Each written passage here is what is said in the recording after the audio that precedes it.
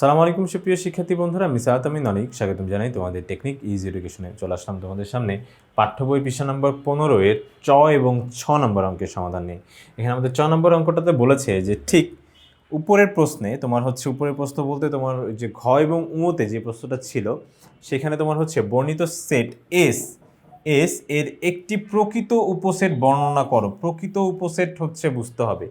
ধরো তোমার আমি একটা বললাম যে ধরো তোমার একটা সেট আছে, এ একটা সেট আছে, বি একটা সেট আছে। প্রকৃত উপসেট এটা কিন্তু বুঝে নাও, প্রকৃত উপসেট না বুঝলে ম্যাথ বুঝবে না, ঠিক আছে? প্রকৃত উপসেট, ঠিক আছে?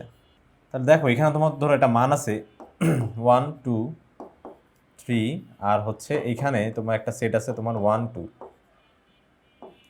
তাহলে একটা লক্ষ্য করে দেখো যে তোমার বি এর প্রত্যেকটা উপাদান, বি এর প্রত্যেকটা উপাদান মানে 1 এবং 2 প্রত্যেকটা উপাদান তোমার এর মধ্যে আছে, এর মধ্যে আছে, কিন্তু এর তোমার প্রত্যেক উপাদান আবার বি এর মধ্যে নাই। কারণ এর একটা উপাদান যে 3 আছে সেই 3 তো এখানে নাই, ঠিক আছে? তো এরকম যদি হয় তাহলে সেই তোমার এই বিটাকে বলবে তোমার এর প্রকৃত উপসেট। তাহলে বি কি হবে? বি হবে এই যে এ এর এই যে উপসেটকে আমরা ধরো এইভাবে দেখাই, যে এই চিহ্ন দ্বারা দেখাই, আর এই সেটটাকে বলবে কি বলতো? প্রকৃত উপসেট। বি এর প্রকৃত উপসেট, ঠিক আছে? এখন তাহলে কোনটা প্রকৃত উপসেট হতো না?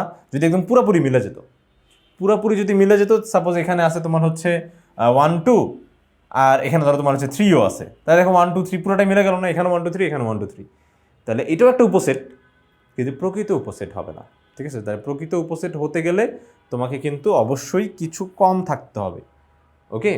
সবগুলো মিলে গেলেও হবে না, ঠিক আছে?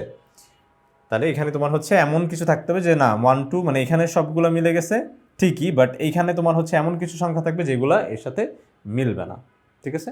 আশা করি এটা বুঝতে পেরেছো।